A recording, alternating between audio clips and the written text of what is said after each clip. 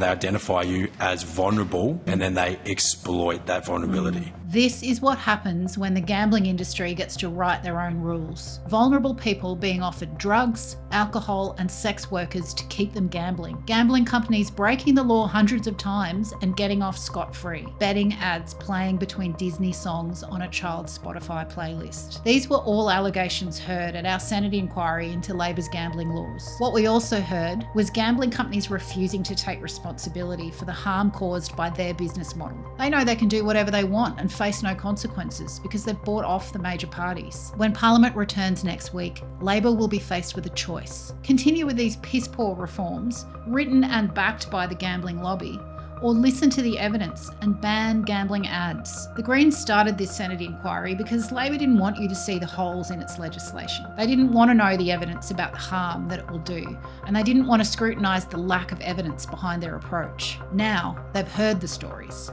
They've seen the evidence. And if Labor tries to ram through this bill without fixing it, Australians will know where their priorities lie. With the $4 million of donations the gambling lobby has handed them in the last 5 years. Money that this industry made off the back of vulnerable Australians being used to buy the industry protection. This fortnight, we have a chance to secure gambling reforms that will save lives. Labor has had years to get this right.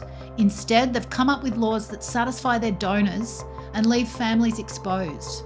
They should be ashamed. The gambling lobby has had its way for far too long. The Greens will use our power in Parliament to ensure that gambling laws put people first. Because unlike Labor, we're not bought by the gambling industry. We're fighting for you.